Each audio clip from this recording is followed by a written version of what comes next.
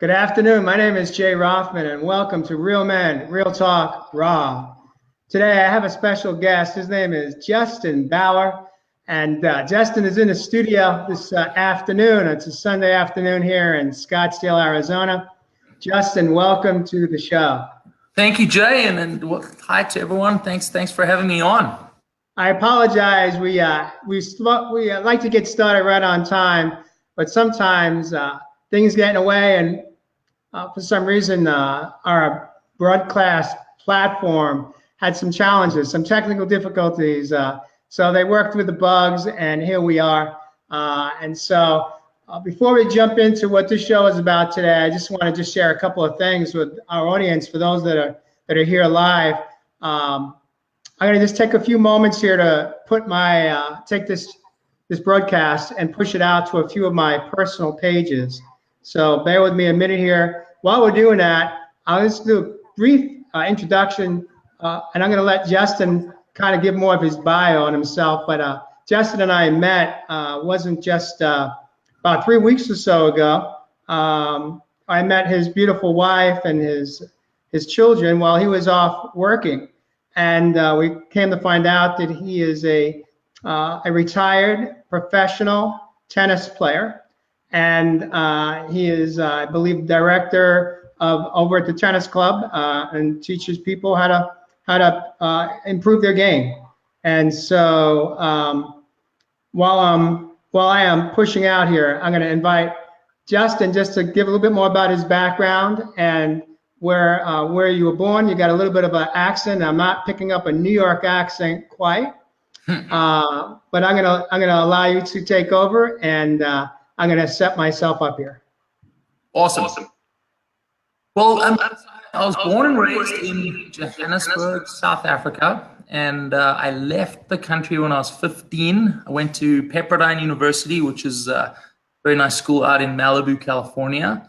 And about a year and a half into my college degree, I had a choice to make whether we should turn pro and play some pro tennis or finish the degree. And so I took the big gamble and said, well, I think we can always go back to school, but the tennis is a once in a lifetime thing. So we jumped at that, and ended up playing on the pro tour for about 10 years, give or take a few years with some injury problems, and wonderful experience. I mean, we traveled to at least 60 countries over that time.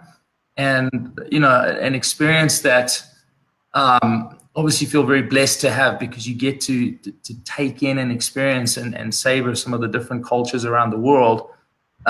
And that was, it's a huge education in its own way to kind of break out and go see what other people are doing in other parts of the world. And so after that, we've, I worked in the stock markets for about 5 years. And then obviously 2008, 2009, chaos erupted. And that was back in South Africa. And that's when I decided to come back over to the United States. And then we've been doing the entrepreneurial thing since then. So I worked for about a year and a half on a clothing line called Athletic DNA, which was started by 2 friends of mine. And then was involved in starting 2 tennis clubs, and one of which was one that I founded that was my own. And I just sold my interest in that, and we moved down to Scottsdale.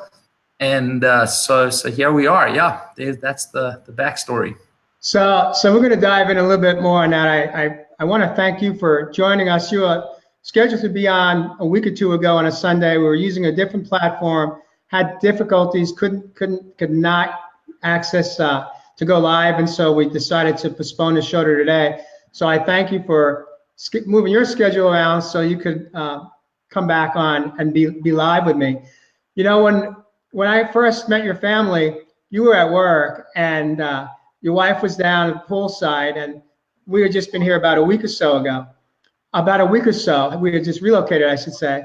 And you have 2 beautiful young children. You have a 2-year-old daughter and a 5-year-old son, and your wife, it was just absolutely beautiful. And the way she just was being a mom and mothering the kids, of course, it just hit my heart, and it hit Mary's, because both of us, between the 2 of us having 6 children, Of course, our children are a little older now, so we enjoy seeing young moms with young children. And of course, we struck up a conversation, and within 2 minutes, I learned that she had spent most of her life in Redmond, Washington, which was I had lived on pretty much the same mountain as you guys had in Redmond. I was on the other side called Issaquah, and then she ended up saying, but then we left Redmond and we went to New York, and that's all I needed to hear, and we became fast friends really quick. And then what happened was just a side story here, because I think it's really cool. Is we've been here just a week, and we just decided in that week's time, Mary was going to go back to work, and so she just had put the resume together the night before, and she loves working with children. That's one of her passions in life. She just loves, especially the little kids, and like 1 to 3 year olds, 4 year olds, 5 year olds. And so she asked, well, will you work? Because your wife mentioned that you worked at a tennis club, you're a retired pro and all. And she said, yeah, they have childcare. And make a long story short, Mary sent in her resume, I think that evening, and the next day she got a call. And keep in mind now, I'm sharing this story for one reason only, really, is because Mary had started her own fast. She was not doing a water fast, she was doing a juice fast. She was basically drinking 2 juices a day, which is just encompassed celery, ginger, and apple, and maybe a little cucumber. But that was it. So it's not much of anything. She gets the call for the interview. They want to see her 2 days later. She goes in. She's on, I think, day 5 of her fast. And we're looking at each other like, how is that going to work? Who goes on an interview with having not had a stitch of Whole Foods in 5 days? So she goes in, and we kind of talk about it before, and kind of getting mentally in the zone to go in and do an interview. And she comes out, and I'm like, so how did it go? And she's like, I felt really good. I'm like, really? Like, how was your energy? She goes, I was good. I answered the questions. I felt like I really did good. And what happened? Well, we'll get back to you in a couple of days. We're going to interview another person. The next day, the phone rings, and it's the club, and they're like, you're hired. We want you to come work for us. Like, can you start right away? And she's like, start right away. She's thinking, I'm on a fast. Like, how is this going to work? Going to work in a new job. Do I stop my fast? Do I stick with it? And she's such a bull that she's like, you know what? Just give me a couple of days. And they wanted to do a background check anyway, and do their homework and all that. And so she started, like, I think she was in day 8 or 9 or 10 when she started at the club, and she continued to work. She worked like every day for, I don't think she's had a day off now in 2 weeks. Oh, wow. She just ended her fast this Tuesday night with me. We had just completed day 18. We're in 4 hours into day 19 when we made the conscious decision to exit out of the fast. Well, I just wanted to share that because what I've been doing is sharing my journey. And a lot of people in this community are not aware that my partner has decided to join me for her own health reasons to clear up and clean up some of her internal gut issues that she had suffered with for over 30 years. And so she hung in there. She stayed with it. She went to work every day. And, you could say, I don't know how she did it, but I know how she did it, because it's all about the thinking. There's the physical part of it. But once you realize how much power we have over our own thoughts and over our beings, just by what we think and how our perspective really affects our outcome. She was able to get through it because she knew she had a destination in mind. She had a goal. She had an intention, and she went and she did it. God bless that woman's soul. She went every day to work, and she had to be at work most days 8 o'clock in the morning, and she'd do a juice. And the funny thing was, we went through 2 brand new juices. 2 of them broke. Each time I buy a new one, it would last less than a day. And I'm scrambling back to Bed Bath & Beyond to get another juicer. And finally, after the second one failed, which actually was the third one, I was like, maybe we need to just change brands and just spend $30 more and go with the Breville, which I had never owned a Breville product before. Well, to make a long story short, it's an amazing piece of equipment. If you're going to buy a juicer, don't buy the cheap ones that are 50, 40, 50, 60 bucks. Spend the $99. It's the low end one from the Breville line, but it is a powerhouse, and it makes the juice like at a much better, higher level, higher nutrients are left in the food. It's just in the juice, like to say, it's just been a great experience. So I just wanted to acknowledge that Mary has just been phenomenal. She's just been a trooper. And, when we put our mind to anything, there is nothing that we can't accomplish. And that brings me back to you, Justin. I've done a lot of business over my career with retired NFL football players that decided to get in the restaurant business. However, I had never had the opportunity to personally meet, sit in a hot tub, talk, have a conversation that lasted well over at least an hour and a half about life. And it involved very little about tennis. And by the time we were done and we were dripping off or drying off or both, I said to you, I have this show and I'd really like to have the opportunity to invite you on because I think you just have so much wisdom and so much experience in life that I just had such appreciation for. And of course you graciously accepted. And so here we are today. In my post I said we're gonna go live and we're gonna go mental and we're gonna get mental. And I'd like to share a little bit about that. Justin, in his retirement, decided to write a book. And tell us a little bit about that experience. And I want to get back to when you were a child. And I got some questions about getting into the world of tennis. Awesome.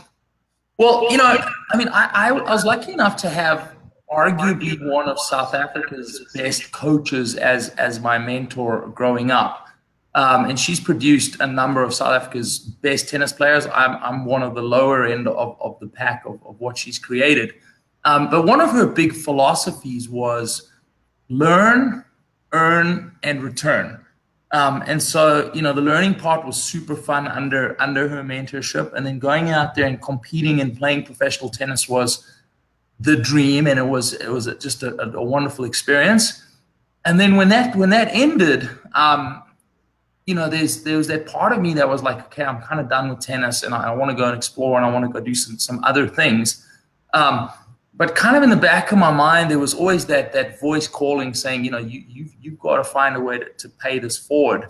And so, we've built a couple of companies, but they're all built around the same premise, which is how can we reach in and help the community, And so the tennis center that we built up in Seattle, we obviously train kids and we obviously work with kids and we obviously create a tremendous amount of either national champions or Division I scholarships. So those are kids that are going to go on, they're going to get a great education, they're going to go on and hopefully make something really cool out of their lives. And, I had a difficult decision to make because my wife had given me the luxury of working 75 hours a week to accomplish some of these goals. But I felt like with a 5-year-old and a 2-year-old that my priority was my family and my babies. And so we decided to sell the club to create time and to create space to enjoy my wife and my family. And so that's when the idea to write the book came, because I was like, I obviously still teach tennis. It's something I'm very passionate about. I love working with people. But I also want to reach out to a broader community, and, obviously, for me, it's a question of, well, what can I offer the world? What can I write down on a piece of paper that's going to be of any value to anyone? And so I said, maybe some of the hard times and maybe some of the challenges and maybe some of the lessons learned and maybe some of just the protocols that you put in place that kind of make sure you do what you said you were going to do on a daily basis that helps you finish tasks is hopefully something that, somewhere someone can read and say, wow, that really, helped me solve a problem. So that was the idea behind it. I want to thank you. Yesterday, you forwarded me, I believe, the first 2 or 3 chapters of the book, and had some time to read it and skim what I couldn't read. And I love what I saw. It was almost hard to put down, and I'm not sure if it was because I have always enjoyed sports and always been intrigued by men and women that have peaked and made it to the highest level of performance, which is becoming a professional. Uh, but at the same time, the content within the book itself was a little bit about tennis, but way more so about life. How to navigate through life, how to uh, how to become the best version of yourself, Yeah, I primarily. mean, it's all about self-expression. So, if you pick up a pen, or if you pick up a tennis racket, in my case, the tennis is an extension of your value system. So if you're someone who values hard work, you're going to see that in the way that you compete. If you're someone who values honoring your opponent, you're going to see that in the way you compete. So you cannot divorce your tennis from your inner values. But I think you go one step further and you say, as much as it's fun and it's nice to be a professional or an artist in tennis, it's the idea is to become an artist in the game of life. So being a professional life player, that's what we all really want to do, is be like, we want to solve our problems, and we want to solve our inhibitions and solve our self-confidence issues, so that we can get on to having fun and enjoying our life. And I've always thought that there's a blend over the 60 countries that I've traveled to. The thing that I've encountered the most is that it's easy to get stuck in relationships that you're not doing well in, stuck in jobs that you don't particularly enjoy, stuck in thinking patterns that are limiting, or that are holding you back, or that are just creating misery. You don't realize you have these loops that run, but you start your day a little bit angry, then something makes you a little bit more angry, and then you're a little bit depressed, and that's kind of how you feel throughout the whole day. It's like this sluggish, slow, day. And so the idea is, get in there and think about what you're thinking about, and shift gears to where if you take a second and be like, wait a minute, there's a lot of people out there that don't have the luxury of having another 30 or 40 years left of their lifespan. And I do, and this is exciting, and this is cool. And I guess the analogy that I've always had is if you wake up one day and there's a Ferrari on your driveway, and there's a note that says, "Don't worry about it, just take this bad boy and just enjoy it." When you come back 5 years later, you see some people that have really polished that Ferrari, and they really look after it, and they really take care of it. And you see some people that just trashed it. It's got rubbish in it, and the paint's all scratched up, and it hasn't had an oil change in forever. And that's, that's kind of the difference. We want to be example A there, where it's like we appreciate our lives. We do the homework of cleaning the car and making it shiny and polished, and then go and drive it around the neighborhood and have fun. I like that analogy. I'm going to jump back and I'm going to come forward. We're going to bounce around here, just like the way the tennis ball bounces on a court. How old were you when you picked up your first tennis racket? So I have a photo of me at about 3 years holding a tennis racket. The actual starting of the playing was a little bit of luck, really. I mean, we had a nice sort of average middle class house.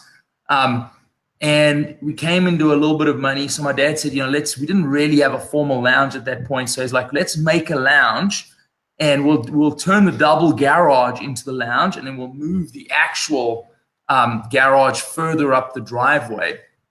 And so that new double garage was a detached building, and on the back of it was a wall. And so, I would just study for a bit or mess around for a bit, and then go outside and just hit balls against that wall for 20 minutes, go back inside, come back. And so over the course of the day, I was just hitting for 10 minutes here, and 20 minutes here, 10 minutes here, 20 minutes here. But that all added up to maybe 1,000 balls a day. And so after 2 years of doing that, I'd actually gotten reasonably good to the point where my parents were like, let's get you a couple of lessons and go from there. So, it was one of those, I liked the tennis racket, but that wall was the opportunity that I had to go and play without, needing someone to drive me there or needing an opponent. And so, there's always a little bit of luck involved in your circumstance, but that was my kind of lucky break in a way.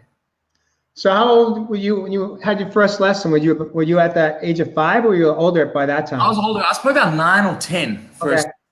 Okay. So now you have your first lesson or lessons, and what was the instructor's takeaway as far as your skill set? Did the instructor say, you know what, kid, you got it, and you're going to be a pro someday? Or was it more like, well, this is where you place your thumb? And I mean, were you teaching her or him, or were they teaching you?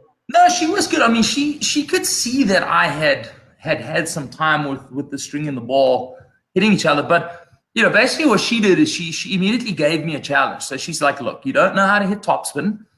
So you hit it flat. So let me show you how to hit topspin. And then I want you to try to practice it. And then for our next lesson, we'll see how much progress you made. So she showed me how to hit topspin. And then after that, I went on. There was a wall at the club as well, but I went there every day for like 3 hours and practiced and practiced and practiced.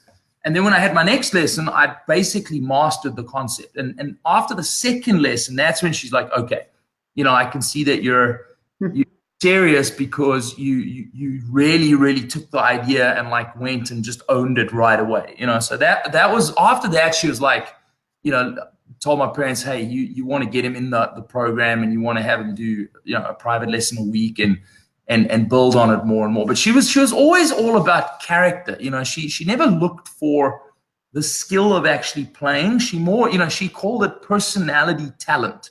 So how you look at someone who's good with math, or you look at someone who's good with music, or you look, her thing was like, I'm looking for someone who's good with like persistence, or good with discipline, or good with sticking with stuff, or good with, because those are the things you need in order to be successful in tennis, And so she was always had her eye out for certain personality traits. And then the tennis is relatively easy to teach once you have the right chemistry set,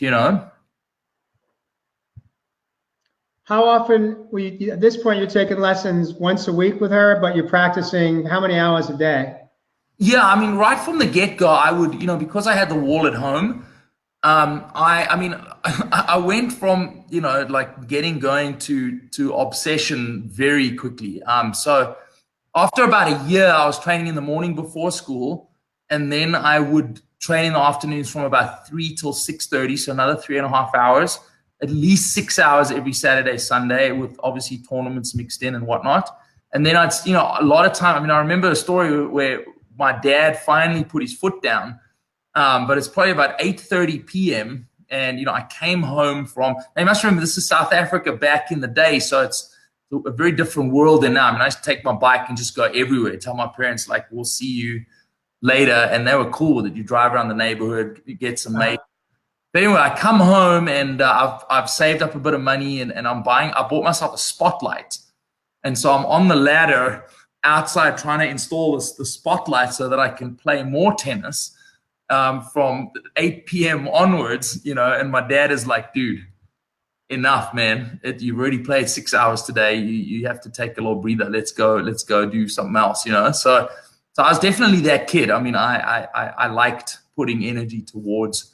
And again, I've always just had that feeling in the background of like, it's a privilege to have time to be able to do the things that you like. I think we all would agree that that's something very special, and if you have the luxury of time to use it, I think that's kind of key, So while you're this 9, 10, 11-year-old young boy hitting a tennis racket against the wall, the tennis ball, I should say, against the wall, not the racket, and you're taking your lessons, where are all your friends?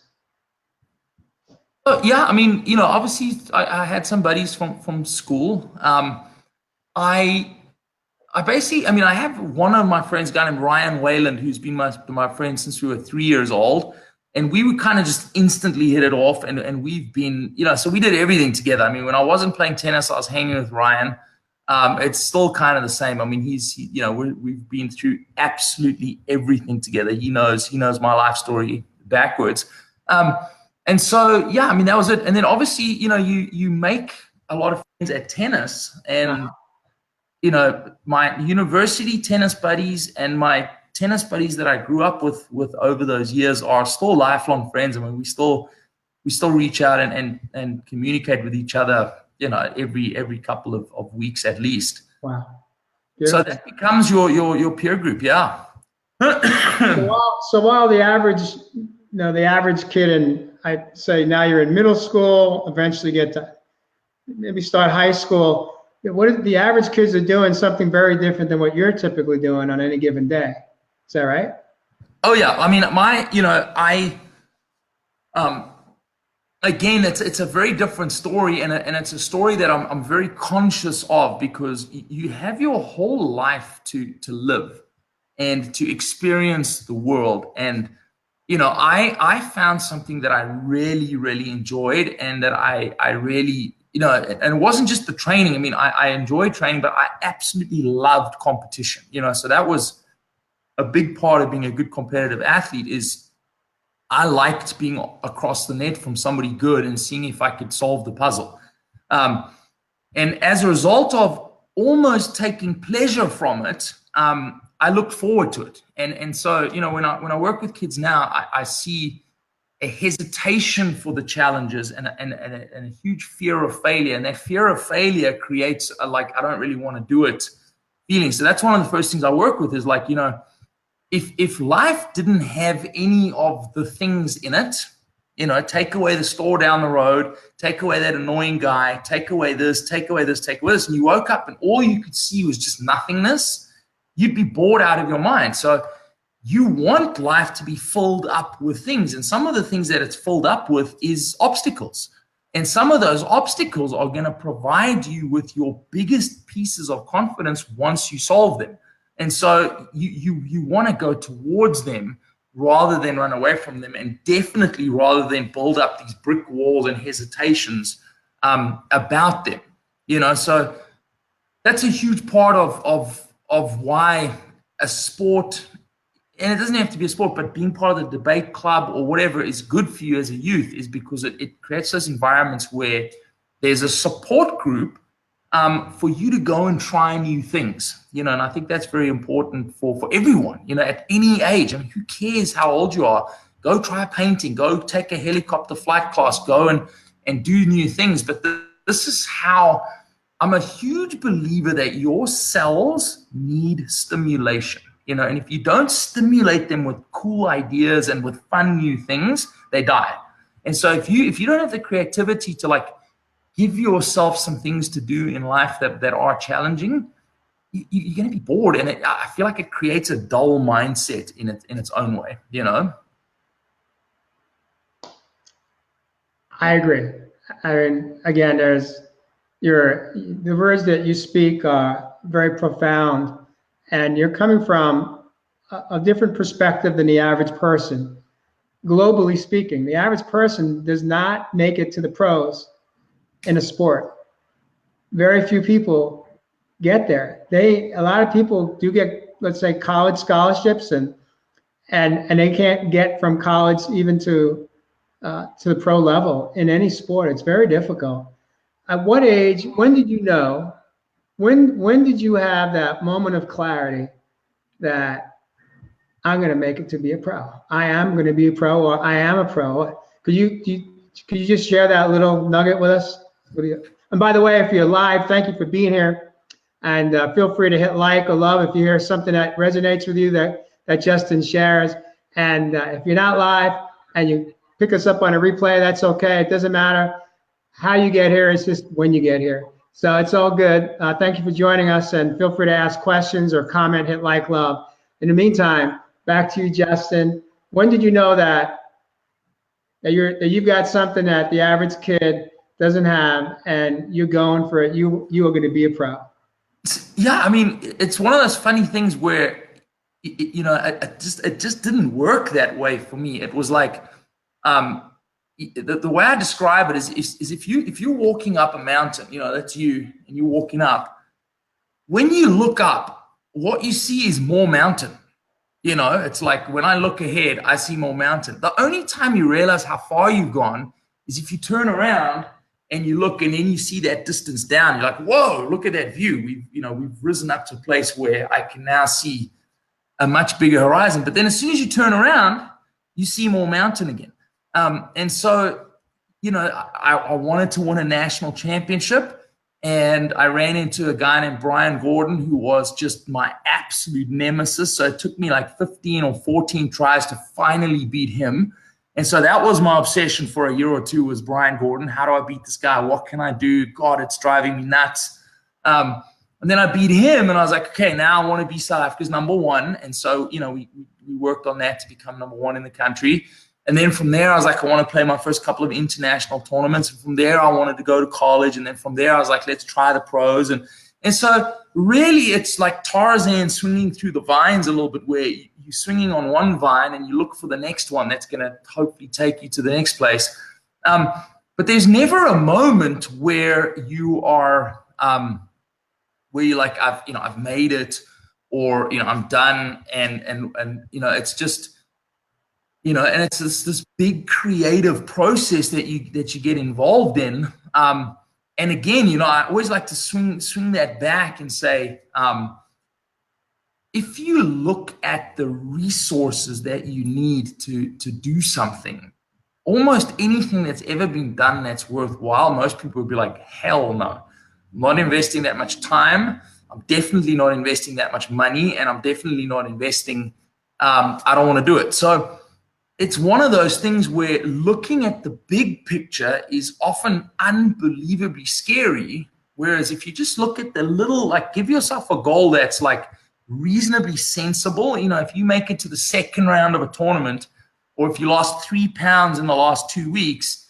and then your next goal is, let me lose another 3. Now that's realistic. Your brain can accept that. Your brain's like, yes, we can do another 3. You're doing a 20-day fast. There's no way you can think 20 days out. You got to think, okay, how do I get to this evening? Once you get to this evening, you think, how do I get to the morning? And so you kind of kick the can just a little bit down the road each time. Yeah. And then you're able to build up these big things. So that would, you know, that's kind of, again, what the book is about. It's about being an artist in the game of life. And it's about taking on things that you've either been putting off, or things that you think are bigger or too big that are not worth trying, and actually figuring out the steps to being able to stay on track a little bit more. What was the most exciting event as a pro you played? What was that? Was that the Australian Open, or where would you say was your peak in the sport? What was the match, and where was it being played? So, yeah, I mean, I've definitely had, you know, a couple of memorable tournaments, and obviously Australian Open, I think it was 1999, I was young, so I think I was 18 years old, or maybe 19, made it to the main draw. And then I made it to the second round of Wimbledon in 2000. And I mean, those were, you know, obviously they're Grand Slams and they're big tournaments, and you want to do well. And then I've had some, you know, I think you definitely get different personality. You get your super alphas who are, they like to win, and they're very much about the result, and they're very much about, and then you get your betas who are, you know, a little bit more about the performance itself, you know, so even if you make it to the quarterfinals, but you didn't play that well, it's not as rewarding as if you lose, but you play an incredible match. And so I also have some highlight matches that I've played where, you know, to me, it's always been a question of, like, there's a picture in my mind of what I'm trying to achieve, you know, and there's that element of, like, what is possible with the game, right? Like, let's take a minute to visualize where this thing can go. And I'm here, and I'm pushing, and I'm stretching, and I'm grasping, and I'm modifying my training, and I'm trying to reach an idea up here. And then you reach that idea, and of course, immediately that becomes your new baseline. And now that's your new threshold. Now you got to start over. Exactly. Yeah. And so that process to me was the most fun. I mean, if you had to ask me, like, the saddest thing in terms of the injuries and having those big setbacks, is that there were some ideas that I felt that I was really close to, that I was very interested to see what they felt like. And it's an experience, it's like, I want to get there because I want to know what that level feels like.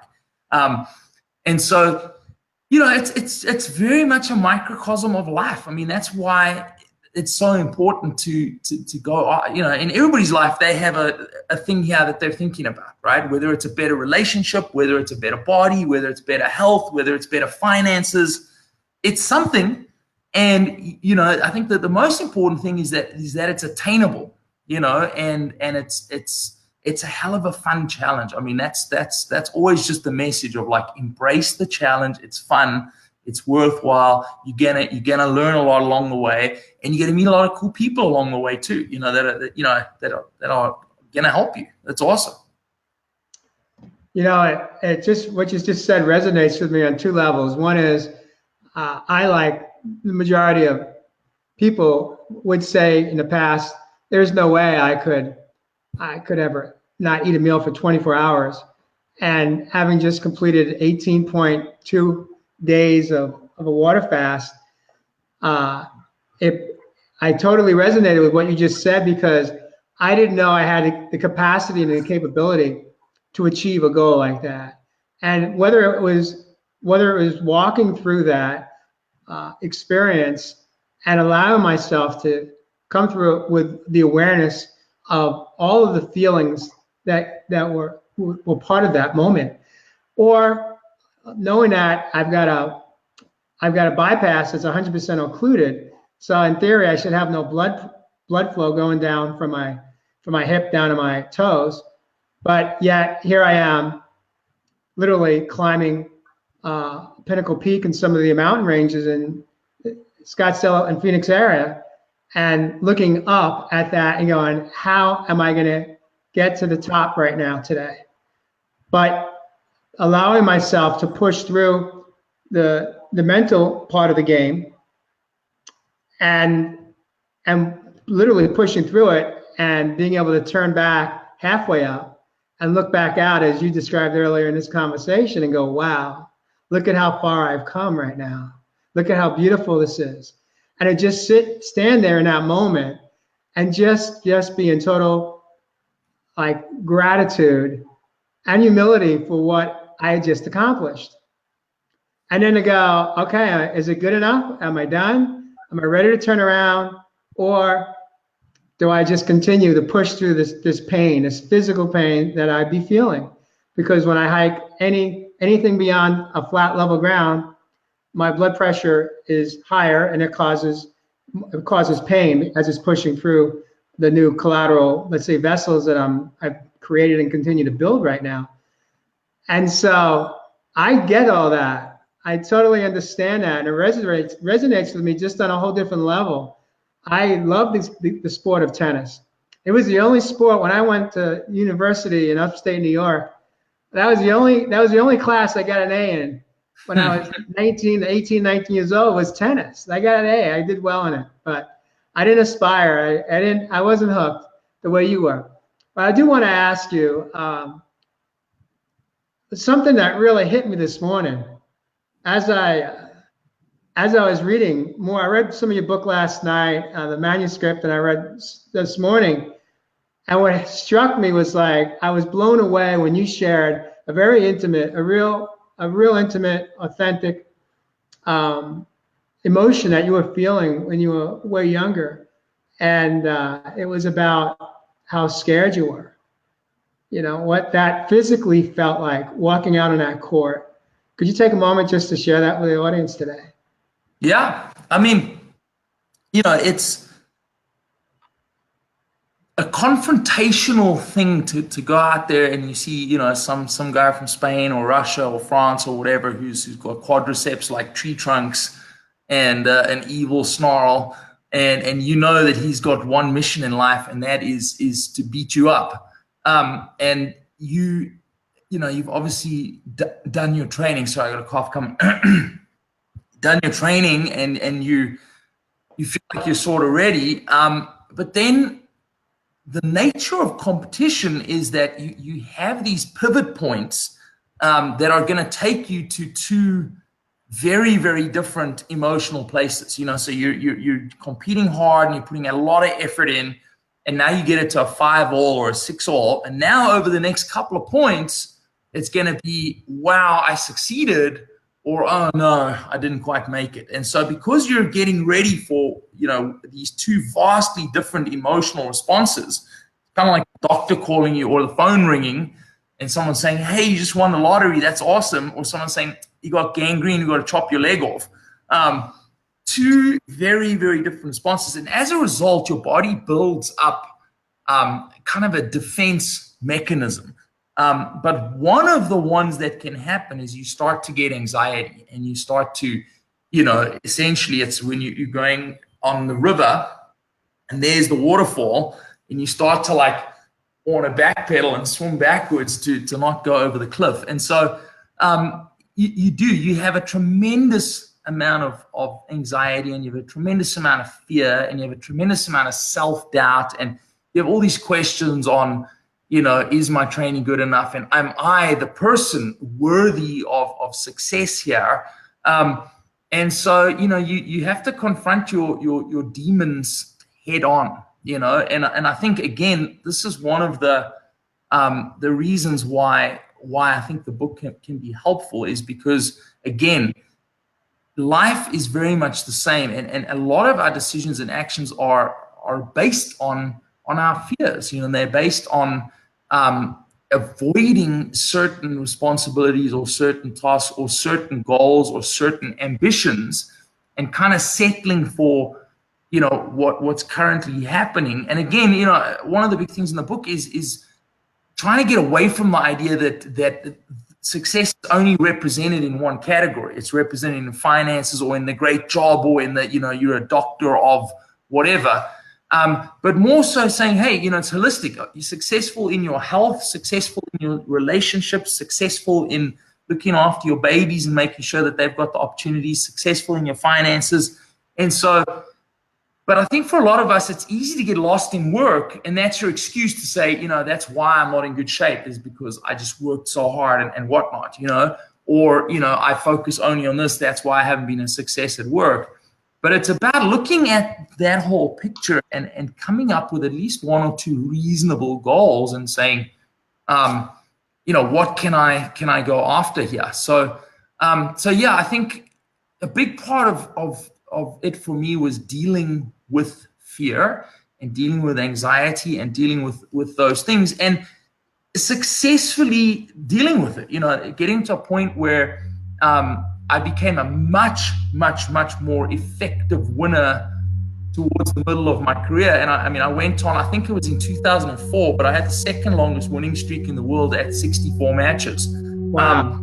Which was a real testimony to how now at that 4-all situation, I really was much more in control of myself. And once you stop reacting to fear, you can start applying knowledge. Because if you're inhibited, or if you're afraid, or if you're scared, or if you're panicking, it's very difficult to do the right thing from a knowledge perspective. So you're paralyzed. I mean, when we're in fear, it basically paralyzes us and actually just slows us down from achieving much of anything in life. It's we're just there. Yeah.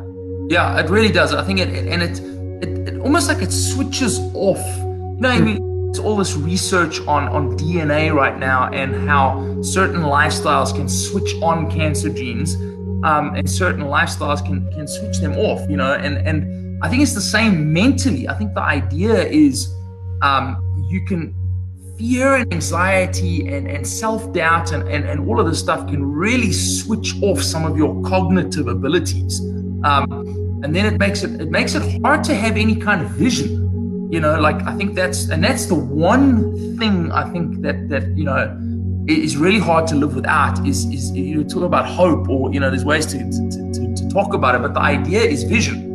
What do I see as a possibility for the future? And if you look down that road of possibility and all you can see is negative and failure and things that you're not looking forward to, you've probably got some problems with happiness. It's going to be very hard to find, to jump out of bed in the morning and yell Geronimo if you're not looking forward to what's coming down the treadmill at you, So where did you get this do you think that you were born this way, or all what you have mastered in the way you're speaking, and obviously the way you didn't just speak it, you actually walked it, you talked it, you took action in your own life. You have really, I'd say, to a large extent, you learned how to master your strengths and your weaknesses.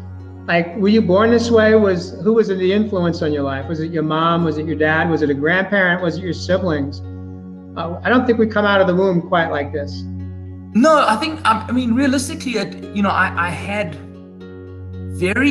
you always need a combination of the right things at the right time. So I had really, really awesome parents. Obviously you need someone to support a dream, so you need someone to tell you, listen, we give you permission to go after this thing, so one of the things that I see in the American culture at the moment is an overkill of activities. So I work with a bunch of kids that do piano and then wrestling and then this and then this and then this, and when they finally come to my tennis court, they're completely burned out, and those activities are chosen for them.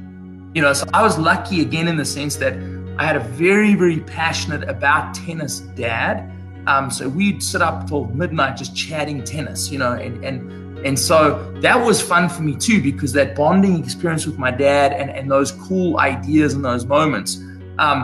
Then I had a mom who is just an absolute workhorse, so watching her, like, she was up at 5:30 and she would, so I had a role model in the sense of really, really working hard for the things that you want. And I had another, role model in the sense of creativity and passion. And then I found the right coach. My coach, Leonie van der Linde, was, she was someone who believed very much in it's your character that chooses your actions for you. So if you're a disciplined person, you're going to choose to get up at 5:30 in the morning. If you're a passionate person, you're going to compete with all of yourself. You're going to put in 100% effort with your heart, with your lungs, and with your mind. And so you don't need more motivation. You need to learn how to be passionate about what you do. Then it's easy to commit all of those things. And so while a lot of people are trying to find the spark that makes you more motivated, makes you stick to the plan, finding a reason to be passionate about it is the easier step, So that helped me too, because I am kind of a naturally passionate person, but I was in an environment where that was celebrated, where it was like your passion to do these things, we want to bring out, So anyway, it's just it takes a lot. It takes a lot of luck to do something that's that intense in terms of time. But again, I'm swinging it back because I want that message to go out there. Like, I always tell my kids, I'm like, if you have a bad boyfriend who tells you, you're fat and you're ugly and your own mama don't love you, you can just kick him to the curb. But you cannot divorce yourself. That's the one person you wake up with every day that's in your head, that's chatting to you, that you can't separate from. And you do have time. You do have your 80 years or 70 years that you really, really should feel very blessed to have, because you could have been a cockroach, you could have been an insect, you could have been something on another planet somewhere, who knows. And so, you got to look at that and say, well, it's bloody cool to be a human, especially in this time. If you told me, hey, when would you like to live? Would you like to live in the 1200s, the 15, pick one? I'd say this is it right here. This is fantastic. And so that's always, I think, just being it's amazing how powerful one emotion can shape.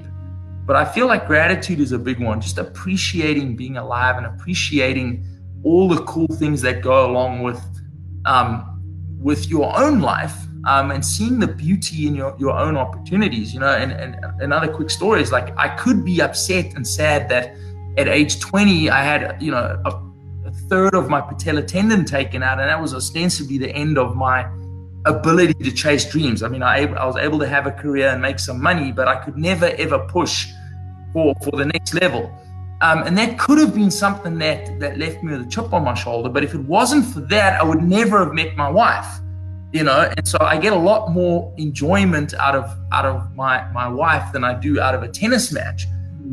So I think that's an important thing to understand, that your biggest failures and mishaps and accidents, that there's always going to be that next cool thing that happens, So being optimistic is also very important.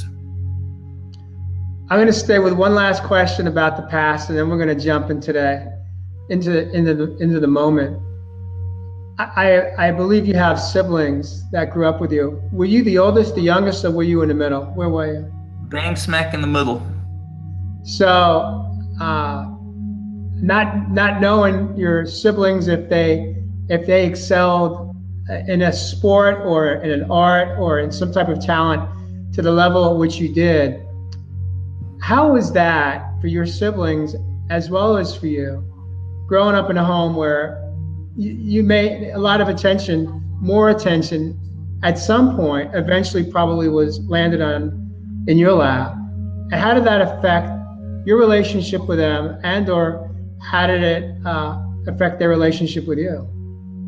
That's a very good question. So, again, my family was very, very supportive. I feel like, right around age 12, we hit a very difficult financial patch. So my dad had made some good money on the stock market, and then lost almost everything. And so we had to go from our nice little 3-bedroom home down to a 700 square foot apartment, and my parents split up at that point. But leading up to that point, there was suddenly a huge difference in resources, and obviously any resources that we did have now needed to go towards my tennis. So for me internally, that was difficult to think about, your sisters wanting to go to a dance or wanting to go to this or go that, and hearing someone say, we can't because your brother needs new tennis shoes, or he needs his rackets to be repaired, or he's going on a trip somewhere. And to a certain extent, that might be a big part of appreciating something, because it's, you do. And that was a very right there in your face situation of me getting something, and someone close to me had to go without. And so, but because of our bond, I mean, my sisters and myself we've always had an incredibly close relationship, and that has never resonated inside the relationship, but it definitely resonates for most people, in the sense that it's easy to be blind to what you have versus what other people have. So if you go to China and you go to India and obviously in South Africa, and you see some of the slums there, and you see the just abject poverty that people live in, then updating your 2017 model car for a 2019 model car because it looks old starts to seem a little silly, and so these are all small versions of bigger concepts, which is not to say don't have as much, but more just appreciate what you have and take pleasure out of the fact that you do have it.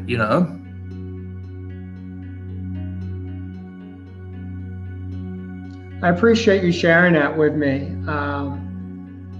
That little part about what happened to your parents breaking up, and financially that had to just absolutely devastate the family in that moment, and for sure had an impact on all of you as children, no matter what age you're at. As long as you're still in a home, it affected you guys. But somehow you all persevered, and you went on to have your career, as you mentioned, it got cut short by a very substantial injury to your knee, to your leg. That basically ended your career in tennis a lot quicker than you had anticipated. And so you had to come and reinvent yourself. And you've been on this path of reinventing yourself a number of times. And I believe that what's behind it is your foundation. You were so deep rooted in your belief system, and that you are capable of achieving just about anything you put your mind to, because you already had done that at such a young age.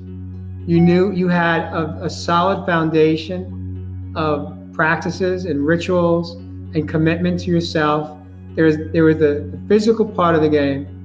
There was the mental part. And it's interesting that you shared that you had really reached the point right before your injury where you had kind of figured some stuff out mentally that you weren't ever really truly able to really do the litmus test or try, because when you came back after, I believe you were out rehabbing for a couple of years, you just couldn't perform at the same level. You didn't have the motion, the movement that you had. And so, as you said, you could have easily gone into the victim mentality. You could have had a chip on your shoulder, and you could have carried that through your life. And from what I gather, you haven't. You've had the courage to pick up your big boy pants, as the saying goes, and figure out what the heck you're going to do with your life. And as you mentioned early on in the show, you've tried a lot of different things, and you tried them. And another thing that I know about you that I've learned just from hearing your story now is that when something didn't feel right, even if you had gone to school for it, even if you got certified for it, even if you got educated in it, you didn't stay with it. If you weren't passionate about it, you would rather. Jack, Victor, that needs to go off right away, please, darling. Because I'm on the radio show, love. Okay, go outside and go find Mama. Thanks, love. I'm back. You would not stay in it and do something that you would be miserable in.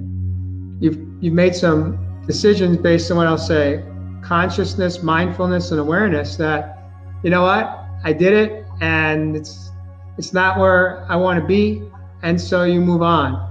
At least that's my impression of, and I know there's way more to it. And so with what time we do have left, is we came on a little late, so if you've got the time, if we got an extra 10, I'd like to spend the last 10 minutes, if you can, really diving into really the meat of this book.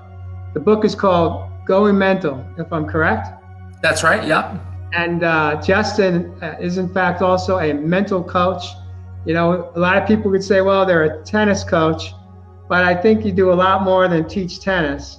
And I have a website. It's called mentallytoughme.com, and I have about 10 clients now that we have. But it's training people in different walks of life now. So I'm basically branching out from tennis. But I've got some students that have had some trouble with their grades. I have some basketball players. I have some softball players. I have a couple of tennis players. And I have a couple of just kids, just people who are learning about themselves. And one of the things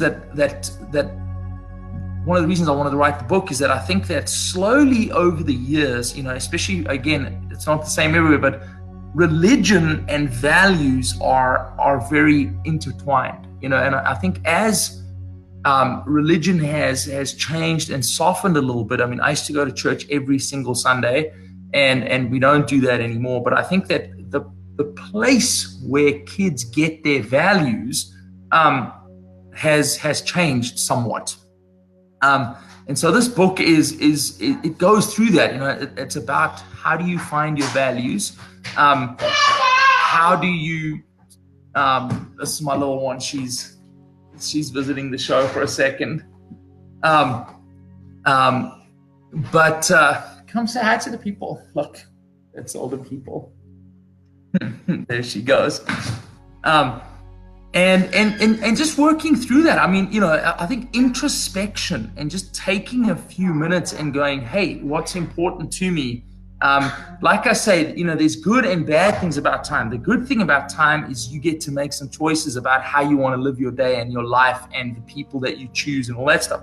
The bad thing is if you're not actively making decisions, things are going to happen to you, and you're going to be sucked along the great chain of life, as it were.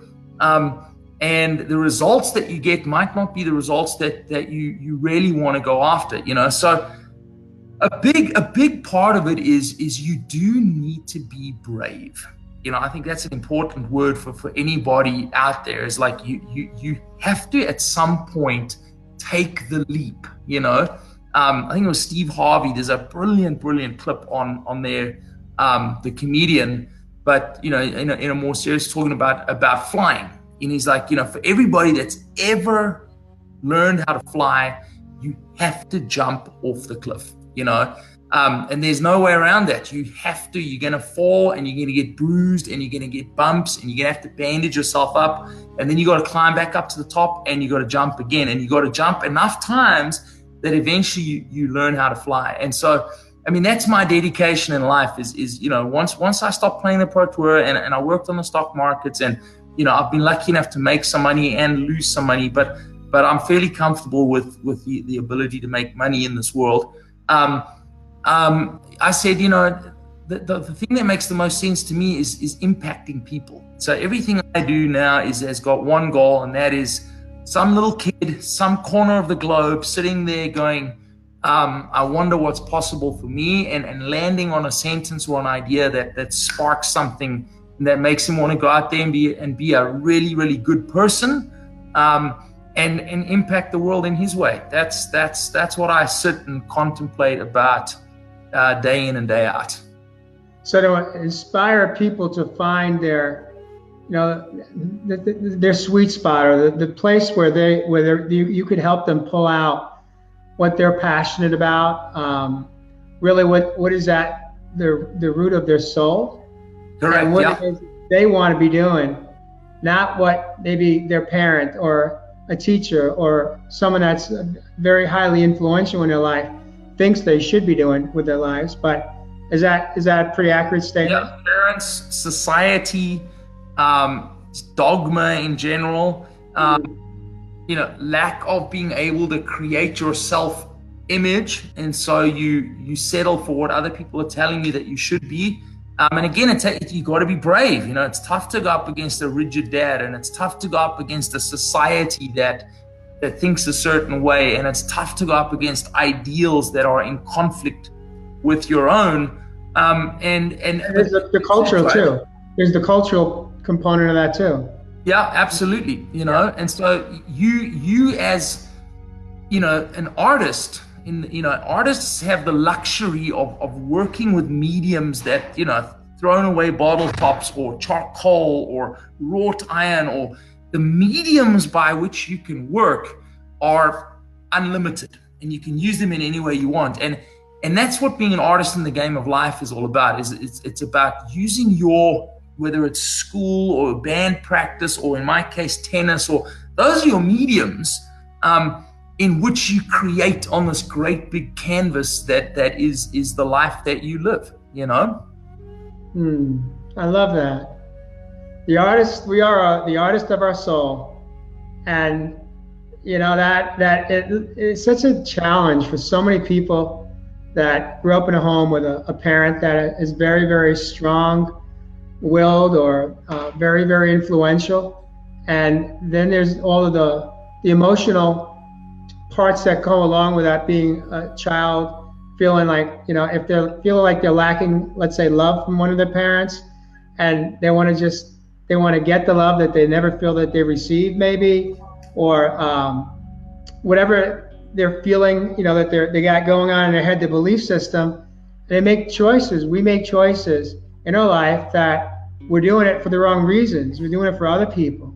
Absolutely. And we're not doing things that are at our core what we know or what's good for us or what's right for us. And whether it be in a career, whether it be in relationships, we fall in love with people, we date people that people don't agree with, and how often we break up with a person we're in a relationship with because of what other people say. And sometimes they're right. Sometimes it's a relationship that we shouldn't be in, but sometimes it's not. We have to be able to understand how to understand really what's good for ourselves and not take everyone else's influences. It's okay to hear it, but at the end of the day, if I took everyone's influences right now, I'd be back on 9 different medications, Totally. and I may not be alive today if I listened to what everyone told me I should be doing for the past 3 years. And you gotta be brave. It's again, you got to take those gambles, and you got to do what you believe is right. I think a nice segue at that moment is to talk about, it's easy to see a body that's fit, right? Someone who goes to the gym 5 times a week and eats right, and everything's in good working order. It's much more difficult to see if your character and your inner self is fit and is in shape, And one of the worst things that can happen to you is for you to need to run a marathon when you're very, very unfit. For whatever reason, someone says, hey, you got to run a marathon today. And you're like, oh, that's not good. I just put on 60 pounds last year and I haven't worked out at all. And of course, this happens, that's a metaphor for your inner fitness. What happens to a lot of people is you end up having to make life choices, difficult ones, when you are at your least fit internally. And so that's another part of the book, which is like, you have to look at the discipline of looking after yourself and looking after yourself internally as a lifestyle choice, as that you take seriously, and something that you go over quite regularly, and you're an active participant in. You're the one driving your growth in terms of your inner system. And I think that's something that a lot of people, just like their health, I think there's a lot of people who neglect their health out there. And I've certainly been a victim of that. And it's been easier to be someone who neglects their health when I've been less healthy internally. It feeds on each other, right? When you're sad or you're depressed or you're lonely or you're bored or you're seeking a creative outlet and you can't find one, those are all great places for other habits to kind of spiral downwards with it. And so that's another big part of the book, and what we do is breaking those negative cycles and getting back onto to healthy pathways, and even if you're not producing the results that you want, you kind of setting some boundaries for like how far you fall, and you don't fall any further, so picking up 10 or 20 pounds, but then you reel it back in, but just don't let it get to the point where you have real bad permanent health problems, because obviously if you could prevent it, that'd be cool, Yeah. We are at that segment where we really are out of time. And what I'd like to do, Justin, is I'd love to have you back on a show in the near future. And when you come back on, if you're willing to accept my invitation, I'd really like to dive very deep into your book and really hone in on, there's just so much incredible information in there. Today I read about I think it's the 8, what you call the 8 core internals, and they are just powerful. I mean, you speak with the same language that I live in today, and you have so much. That'd be cool, yeah. You have so much to offer. You do such a great job. You have such a great intention today of wanting to help other people aspire to really get to know themselves and understand what's at the root of who they are, and help bring that out of them to the surface. And you're doing a beautiful job of being of service to others and paying it forward. And I commend you for that. And Thank you, Jay. Thanks for having me on, man. That was really fun. I'd like to invite you just to maybe just share some closing thoughts and words, some words of just wisdom that maybe come out of your book as far as to leave the audience with for the week. I think, I'm gonna leave with just the idea of love, and I think for even though my parents split up, I think one of the things that I've always felt is loved and respected by both of them, and no matter how poor you are, and no matter how you're feeling lost or whatever, it's amazing how powerful just that one thing is. So I think that's just the takeaway is, go and hug someone, or go say something nice to someone, or and just kind of, pay that feeling forward, and it always just pays dividends. It's probably one of my favorite tools on the planet. So that's my closing thought for today. Justin, thank you for joining Real Men, Real Talk Raw. This day, October 7th. Next Friday night, we're going to have a special edition of Real Men, Real Talk. We're going to have Deb is going to be on the show. Deb is going to be joining us from, I believe she's from Edmonton, Alberta, Canada. Today she is an advocate.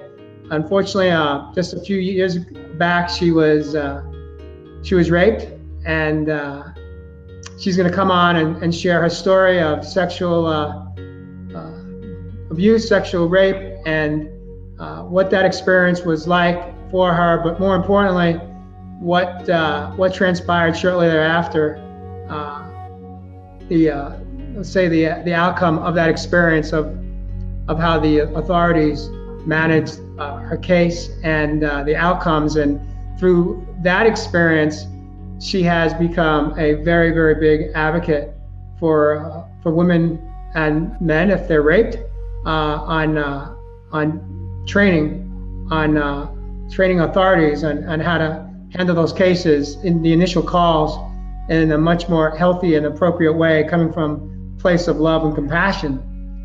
And so I'm excited to have Deb on. I was introduced to her through my community a number of months back, and she reached out to me and actually asked if she could be a guest on my show. And then she actually introduced me to my guest last Tuesday. One of my guests last Tuesday was Michael Cameron, whose girlfriend had been murdered 3 years ago last Tuesday. And so I thought it would, being with what's going on in our country, in this United States, this country here, where I'm based today, with what transpired this past week in the nomination and the situation with the Supreme Court nominee and eventual approval of him being put in with all the accusations that took place from 30 plus years ago. I thought it was an appropriate time to have Deb on and share her story of what her experience was, and how she is rebounding today and picking up the pieces of her life. So please, if this is a story of interest to you, please come on, be part of the community, whether you catch it live or in a replay. We'll be here. We'll be here for you to hear. Maybe you'll hear something that resonates with you, that helps you heal in your healing process of what you may have gone through. With that, have a beautiful balance of the day. Justin, thanks again for joining us. And absolutely. Thank you so much. All right. Take care. All right, bye. Bye-bye.